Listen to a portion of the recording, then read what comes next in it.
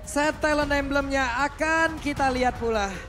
Yes, yang dimana aku penasaran dengan apa yang akan dibawa oleh Samohate juga untuk di game kali ini. Tapi dengan adanya Khalid, ini pasti yang menjadi titik selling pointnya juga adalah bagaimana emblem dan juga talent yang dibawakan. Apalagi untuk penyesuaian di arah early sampai ke late gamenya. Dan untuk dari segi line up-nya ditambah lagi dengan emblem dan talent, Aran dengan Khalidnya.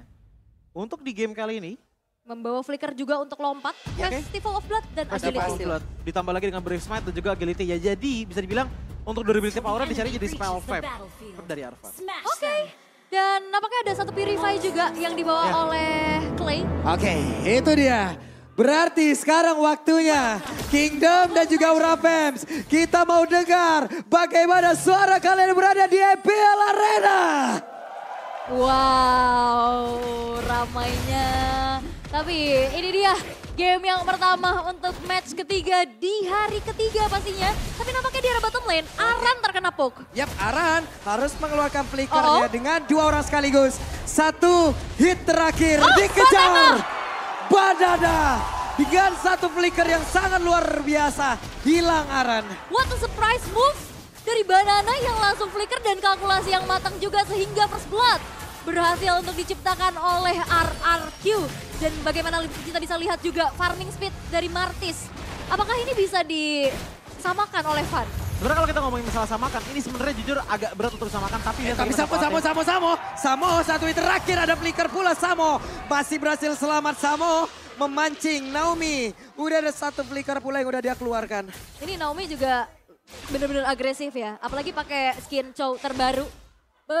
Skin M4 nih. Kalau kata KB itu another skin fakta kan. fakta.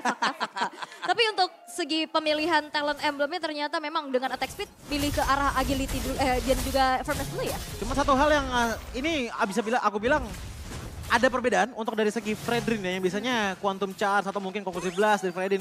Untuk di game kali ini Van itu ngebawa ke arah Brave Smite. Jadi yang dicari adalah dari segi spell fam power, bukan spell fam sih, tapi lebih ke arah regenerasi HP powernya. Begitupun juga dengan adanya Khalid. Oke. Ini Khalidnya juga udah mulai tertekan. Dimana udah mendapatkan satu kali kematian.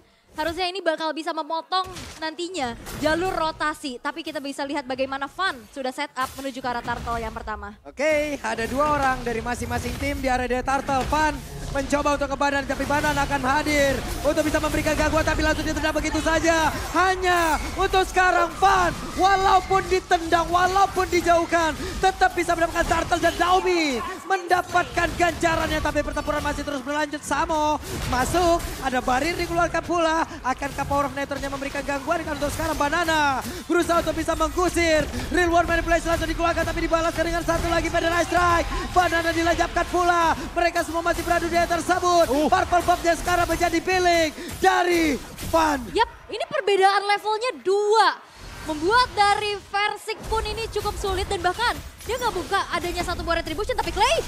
Wow, Clay-nya satu hit terakhir dan Clay masih berhasil selamat dan amazing move.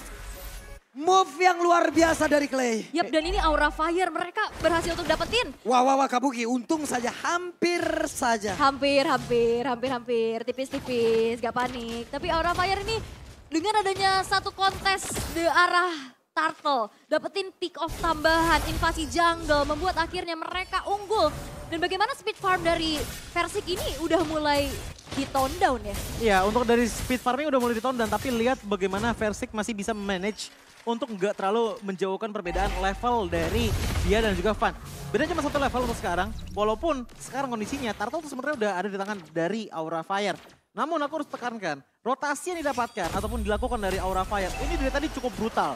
Apalagi dengan adanya Samohate yang menggunakan focusing mark, membuat damage di arah early game bagi Aura Fire makin besar lagi. Tapi sekarang Aran di bagian bawah masih cukup pede. Dia juga masih memiliki satu Waduh. defense guard, tapi tempatnya berbeda. Wah, Clay, entah bagaimana caranya mereka bisa sampai di sini. Dan Naomi hanya bisa melihat dari kejauhan. wah ini agresif banget ya Van dan Samohate.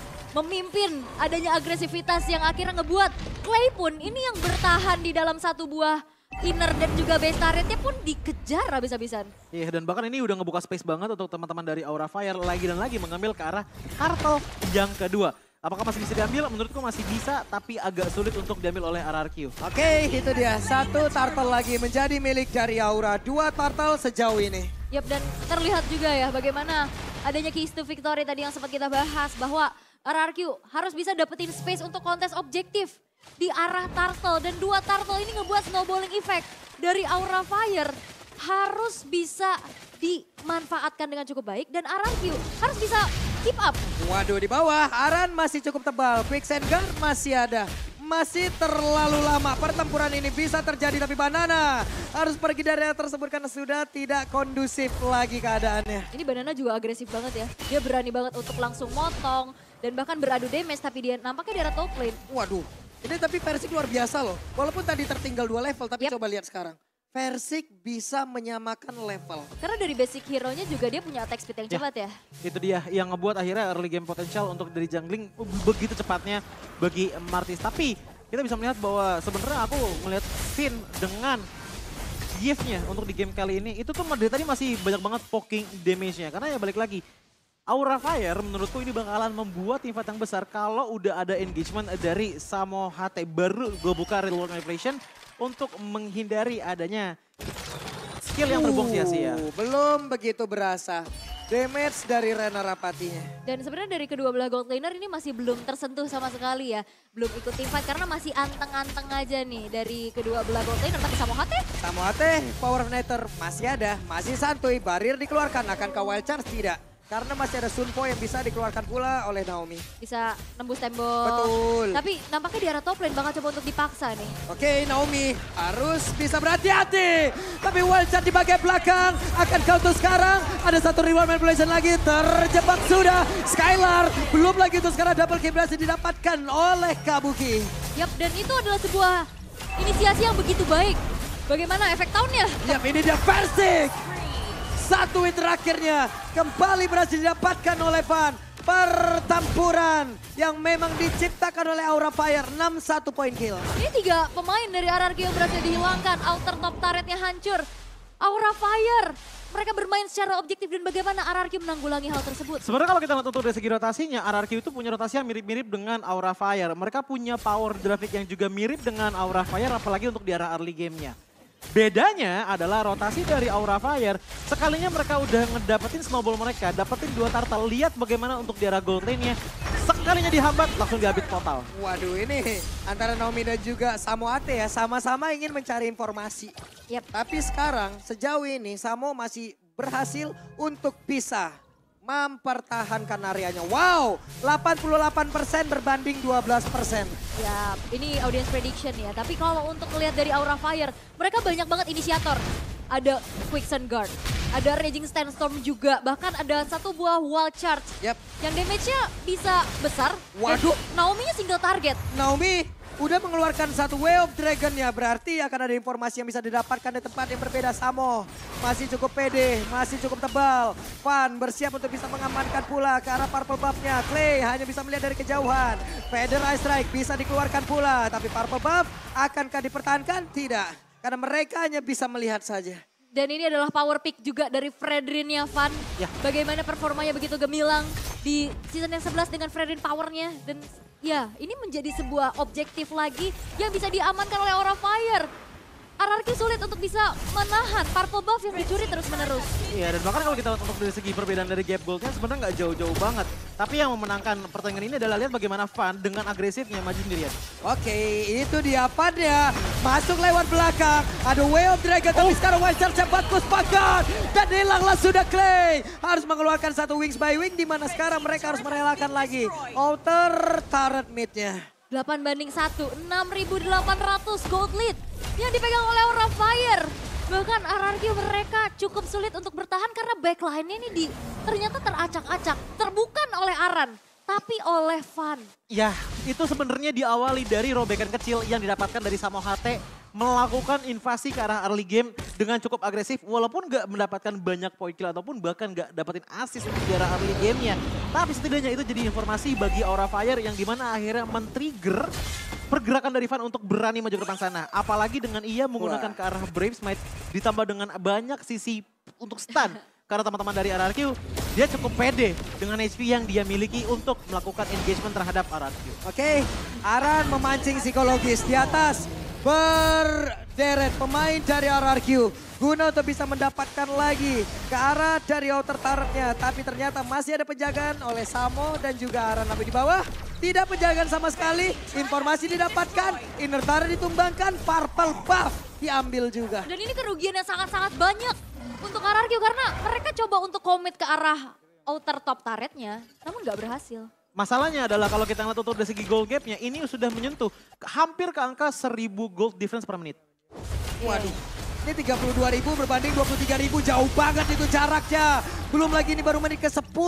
Ini udah owning parah nih Aura. 4 level loh, perbedaan dari jungle-nya pun ini akan sulit untuk memaksa adanya kontes. Dan Oke. Lord bakal dikawal di area top lane. Ini dia, Lordnya siap untuk masuk, tapi Federal Strike dikeluarkan pula Aran. Masih pede karena damage yang dikeluarkan oleh Clay masih belum begitu berasa ke arah tubuhnya. Yap, dan inner turret pun udah mulai berontokan dan RRQ. Walaupun sebenarnya mereka punya defensive high ground ya. Dari Beatrix dan juga Varsha, apakah cukup? Sebenarnya kalau di ngomong cukup masih nggak cukup sih. Waduh, ini dia Persik mundur, tapi Samo udah terlanjur masuk ke bagian dalam. Satu base turretnya berhasil dihancurkan. Naomi gagal untuk melakukan flanking dan mendapatkan satu orang. Yap, tadi udah ada konsil juga yang dibuka. Tapi tidak ada inisiasi mencoba untuk disengage lagi dan lagi. Dan RRQ mereka masih memutar strategi bagaimana melakukan defense karena Aura Fire. Mereka terlalu snowballing. Waduh, Federal Strike yang dikeluarkan pula, tapi Van coba lihat masih pede berdiri dia tersebut. Barir menggagalkan Federal Strike ya. Iya, dan bahkan kalau kita lihat untuk dari segi itemnya, ada satu alasan kenapa RRQ juga agak sulit ya untuk bisa membalaskan power dari Aura. Beatrix untuk di game kali ini udah dapetin Blade of Despair, dan juga ada item defense untuk Steel Lake Blaze. Tapi sisanya, ini masih belum item yang jadi gitu loh. Bandingkan dengan Brody yang udah dapetin 4 item jadi untuk sekarang, yang ngebuat dia powerful banget. Oke, Van-nya ada satu Penetrace dikeluarkan pula. Akankah base turretnya hancur? Masih belum. Masih bisa dipertahankan sekarang. Malefic Roar dimiliki oleh Skylar. Tapi walaupun memang masih bisa defense ya. Ya. Mengingat itu juga tadi Lord yang pertama. Tapi base turret udah hancur. Iya. Ini yang ngebuat sepertinya ya, Aura Fire ini udah tinggal kiting aja. Kiting dalam artian apa? Kiting untuk mancing teman-teman dari RRQ keluar dari base mereka. Karena untuk 3 menit yang berlalu, aku merhatiin bahwa RRQ ini bener-bener ngambil sanctuary banget di dalam base mereka. Karena mereka tahu bahwa damage paling sakit dari Aura Fire, ini Kabuki udah dapetin 4 kill. Itemnya udah 4 jadi dan bahkan Van kena lagi susah kan. banget untuk ditumbangin. Orange buff-nya diambil lagi atau Retribution yang memang dimenangkan oleh Van karena udah mentok level 15. Poin Retribution-nya jauh lebih besar. Dan Verska juga mungkin ragu-ragu ya mau ngeluarin Retribution karena mengingat sesaat lagi Lord yang ter-enhance akan muncul. Tapi bagaimana? Dari Banana masih coba untuk cari informasi terlebih dahulu. Mau coba untuk nyulik backline-nya pun sulit ya. Karena ini perbedaan atributnya udah terlalu timpang. Jauh, iya. Karena nggak ada satu turret pun yang hancur dari Aura Fire. Karena balik lagi kita ngelihat bahwa untuk sekarang frontliner aja ini semuanya ditekankan ke arah Versik gitu loh. Banana mostly jadi damage. Begitupun juga dengan Naomi yang sebenarnya niatnya adalah untuk hanya menculik saja.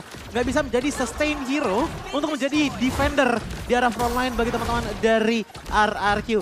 Melainkan di lain sisi kita bisa melihat bahwa ini secara nggak langsung ada 3 frontliner dari Aura Fire. Ada Grok, ada Fredrin, bahkan Aran pun yang menggunakan Halid. Walaupun tadi dari segi emblemnya bukan ngambil ke arah tank, itu bisa dihitung sebagai salah satu tanker loh. Bahkan inisiator juga ya. Ya. Yang cukup mengerikan pasti dengan area of effect yang besar dan menunggu. Mengawali juga dari Lord yang sudah muncul di arah top lane. Invasi jungle terus terjadi dan RRQ masih kesulitan untuk dapetin celah untuk bisa keep up. Ini kalau sampai Kabukinya juga pakai Grand Dragon Spear ya udah paling enak banget juga seperti tadi match yang pertama ya. Ini kita lihat dari Kadera bagus banget pula Fosil. movement speednya. Namun untuk sekarang ada lagi penetrasi dikeluarkan. Wave miner menghilang. Sementara untuk Banana berusaha untuk bisa menghilangkan pula satu wave miner. Tapi Lordnya bergerak di bagian atas. Mereka semuanya masih berfokus untuk bisa melawan beberapa player yang dimiliki oleh Aura Fire. Tapi Lordnya dibiarkan begitu saja. Aran akan lompat dengan satu Raging Sandstorm karena Aran masih mencari celah. Samo ada di bagian belakang. Scene-nya terlalu jauh. Tapi ada flanking yang sepertinya ketahuan sejauh ini. Yap, dan walaupun memang Lordnya masih bisa di defense. RRQ coba untuk fokus ke arah mid dan juga bottomnya. Tapi Aura Fire, mereka tidak gentar.